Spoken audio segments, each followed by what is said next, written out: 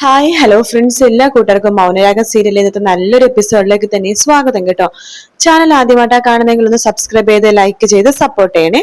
അങ്ങനെ നമ്മുടെ പുതിയ CA ആണെന്നുണ്ടെങ്കിൽ ഇങ്ങനെ അവരൊന്നൊക്കെ ഇങ്ങനെ നോക്കിക്കൊണ്ടിരിക്കുകയാണ് ഗംഗപ്രസാദ് കേസിന്റെ കാര്യത്തിന് വേണ്ടിയിട്ട്. ആ സമയത്താണ് SC അങ്ങോട്ടേക്ക് വരുന്നത്. കൂടെ ആ ആംബുലൻസ് ഡ്രൈവർ കൂടെ ഉണ്ട് കേട്ടോ. സർ, ഇതാണ് ആ ആംബുലൻസ് ഡ്രൈവർ. ആ കൃത്യം നടന്ന സമയത്ത് ആംബുലൻസ് ഓടിച്ചിരുന്നത്. ഓ, മനസ്സിലായി.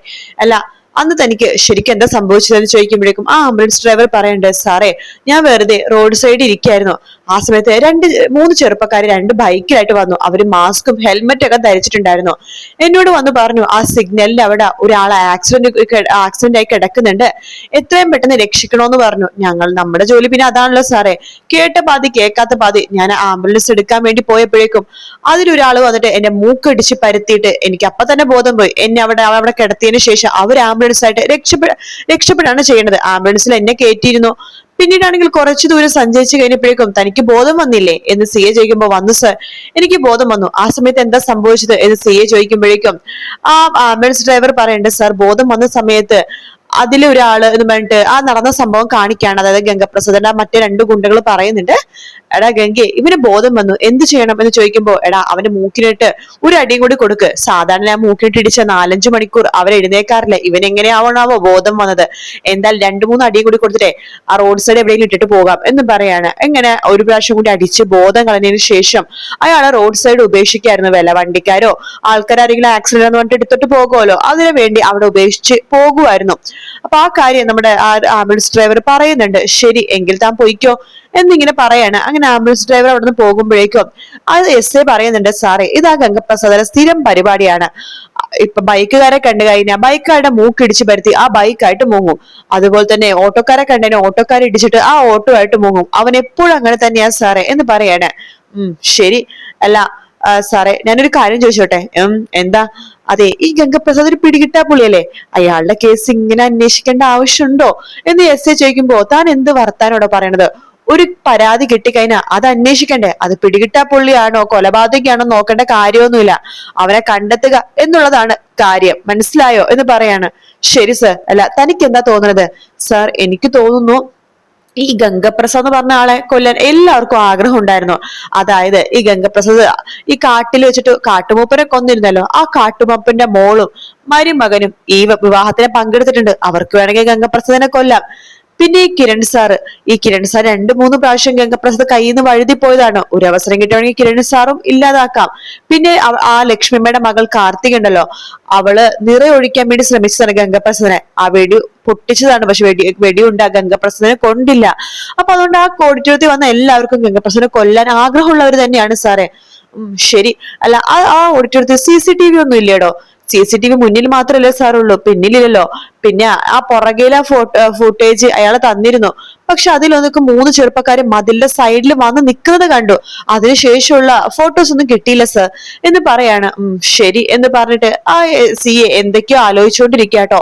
പിന്നീട് കാണിക്കണ കല്യാണിനെയാണ്. കല്യാണി ആ തെങ്ങിന്റെ ആ ഒരു ചെറിയ തൈ ഉണ്ടല്ലോ, അതിങ്ങനെ കുറെ നേരം അങ്ങോട്ടും ഇങ്ങോട്ടും നോക്കിക്കൊണ്ടിരിക്കാനായിട്ട് മനസ്സിൽ പറയുന്നുണ്ട്, കാർത്തികച്ചിന്റെ വിവാഹത്തിന് പോകുന്ന മുമ്പ് വരെ ഈ തെങ്ങും തൈ ഇവിടെ ഉണ്ടായിരുന്നില്ല.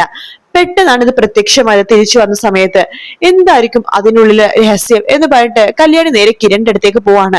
കിരൺ ആ സമയത്ത് പത്രത്തിലൊക്കെ എന്തൊക്കെയോ പരതിക്കൊണ്ടിരിക്കുകയായിട്ട് ഇങ്ങനെ നോക്കിക്കൊണ്ടിരിക്കുകയാണ്. പത്രത്തിന്റെ പേജ് എല്ലാം ഇങ്ങനെ പെട്ടെന്ന് മറിച്ച് എന്തൊക്കെയോ വാർത്ത ഇങ്ങനെ തെരഞ്ഞുകൊണ്ടിരിക്കുകയാണ്.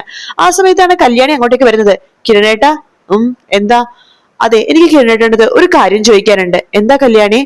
അല്ല, കാർത്തിക ചിത്ര വിവാഹത്തിന് പോയ സമയത്ത് ആ തെങ്ങും തൈ അവിടെ ഉണ്ടായിരുന്നില്ല. തിരിച്ചു നപ്പോ ആ തെങ്ങും തൈ അവിടെ ഉണ്ട്. ഞാൻ ചോദിച്ചു പറഞ്ഞു വേല് കൊണ്ട് നട്ടതാണെന്നും ഒരുപാട് തേങ്ങ ഉണ്ടാവണതാണെന്നും കയ്യെത്തിച്ച് തേങ്ങ പറിക്കാം എന്നൊക്കെയാണ് കിരണേട്ടൻ പറഞ്ഞത്. അതിനുശേഷമാണെന്നുണ്ടെങ്കിൽ കിരണേട്ടനാണെന്നുണ്ടെങ്കിൽ ആ തെങ്ങിന് പ്രത്യേകം വെള്ളം ഒഴിക്കുന്നുമുണ്ട്.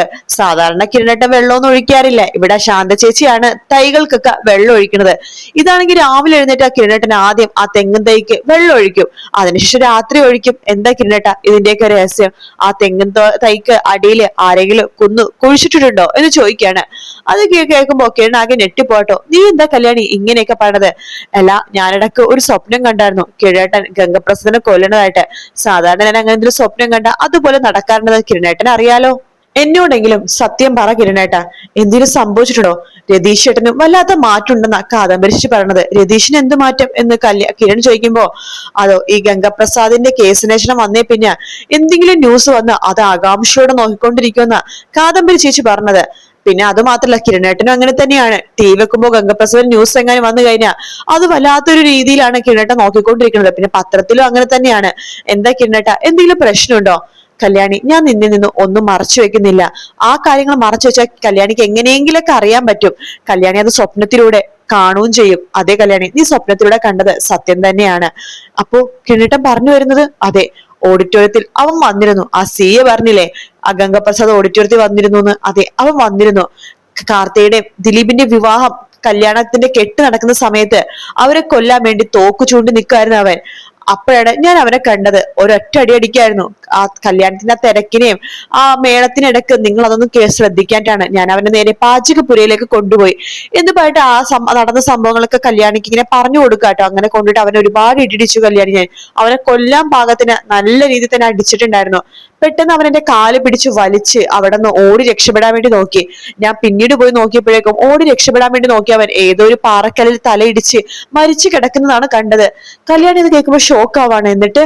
എന്നിട്ട് ഞാനും രതീഷും വേലയും കൂടി അവിടെ ഉണ്ടായിരുന്ന ഒരു പായയിൽ കെട്ടി അത് വണ്ടിയിലേക്ക് കയറ്റിയിട്ട് ഇവിടെ കൊണ്ടുവന്നിട്ട് വേലും രതീഷും കൂടിയാണ് കുഴിയെടുത്തത്. അതിനുശേഷം ഞങ്ങൾ 3 പേരും കൂടി ചേർന്നിട്ടാണ് ഗംഗപ്രസാദിനെ ആ കുഴിയിൽ ഇട്ട് മൂടിയത് എന്ന് പറയാണ്.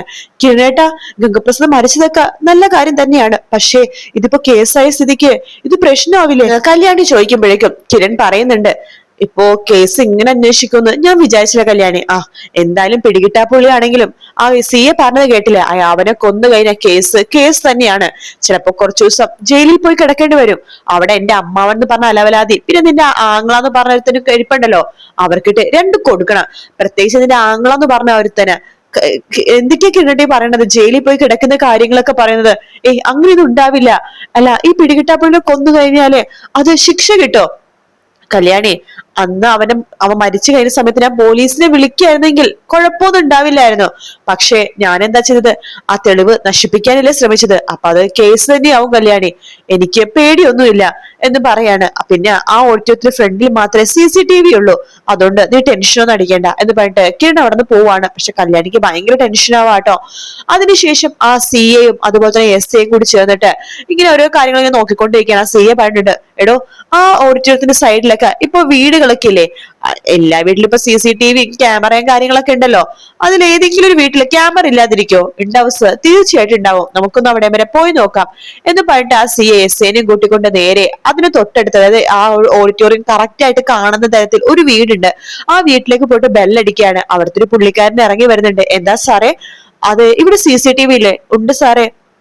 സോറി, നിങ്ങൾ പേടിക്കൊന്നും വേണ്ട, നിങ്ങളെ ബുദ്ധിമുട്ടിപ്പിക്കാൻ വന്നൊന്നുമല്ല. ഇവിടെ കഴിഞ്ഞ ദിവസം ഒരു വിവാഹം നടന്നല്ലോ, തൊട്ടപ്പുറത്ത് ആ ഓഡിറ്റോറിയത്തിൽ കാർത്തികയുടെയും ദിലീപിന്റെ ഒരു ഭയങ്കര വിവാദമായിട്ടുള്ള വിവാഹം സാറേ നടന്നിരുന്നു. പക്ഷെ അത് അവരുടെ വിവാഹമാണെന്ന് ഞങ്ങൾ അറിഞ്ഞിരുന്നില്ല. അതുകൊണ്ട് പത്രത്തിലെ വാർത്ത വന്നപ്പോഴാണ് ഇവിടെ വെച്ചിട്ടാണ് അത് നടന്നേന്ന് പറഞ്ഞത്. അല്ല, സാധാരണ വിവാഹം നടക്കുമ്പോ അവിടെ വന്നവരെയും പോണവരെയും ഇവിടെ CCTV കാണാൻ പറ്റും സാറേ. എല്ലാരെയും കൃത്യമായിട്ട് കാണാം. പിന്നെ ആ വിവാഹമാണെന്ന് അവിടെ നടന്നെന്ന് അറിഞ്ഞെങ്കിൽ ഞങ്ങൾ എല്ലാവരും അത് ശ്രദ്ധിച്ചാനെ. പിന്നെ അതൊന്നും അറിയാത്തോണ്ട് ഞങ്ങൾ അങ്ങോട്ട് ശ്രദ്ധിക്കാതിരുന്നത്. അല്ല, എനിക്ക് ആ CCTV കാണാൻ പറ്റുമോ? അതിനെന്താ സാറേ, നിങ്ങൾ അകത്ത് വാ എന്ന് പറയാണ്. അങ്ങനെ CA SAയും കൂടി ആ പുള്ളിക്കാരന്റെ വീടിന്റെ അകത്തേക്ക് കയറുന്നുണ്ട്. അതിനുശേഷം കുറെ നേരം ശേഷം പുറത്തേക്ക് ഇറങ്ങിയിട്ട് അവര് നേരെ കിരണിന്റെ വീട്ടിലേക്കാണ് വരുന്നത്. അങ്ങനെ ആ CA ഭയങ്കര ദേഷ്യത്തിലാണ് കിരണിന്റെ അടുത്തേക്ക് വരുന്നത്. കിരണും കല്യാണി വാതിൽ തുറക്കുമ്പോഴേക്കും ആ CA ജീപ്പിന്ന് ഇറങ്ങി കിരണിനെ സൂക്ഷിച്ചു നോക്കുന്ന ഭാഗത്തോടെയാണ് ഇന്നത്തെ എപ്പിസോഡ് തീർന്നേട്ടോ. എന്നാലും ഒരു കാര്യം ഉറപ്പാണ്, CAക്ക് എന്തൊക്കെയോ കാര്യം മനസ്സിലായിട്ടുണ്ട്. അതെ, ആ കൊലയാളിലേക്ക് CA എത്തിയിട്ടുണ്ട്. കാത്തിരുന്ന് കാണാം, അത് അമ്മുമ്മയാണോ, പ്രകാശനാണോ, അതോ ലക്ഷ്മി അമ്മയാണോ, ആരാണെന്നുള്ളത്. വീഡിയോ ഇഷ്ടപ്പെട്ടാൽ ലൈക്ക് ചെയ്യുക, സബ്സ്ക്രൈബ് ചെയ്യുക, കമന്റ് ചെയ്യുക. മറ്റൊരു വീഡിയോ കാണാം friends. Take care, bye bye.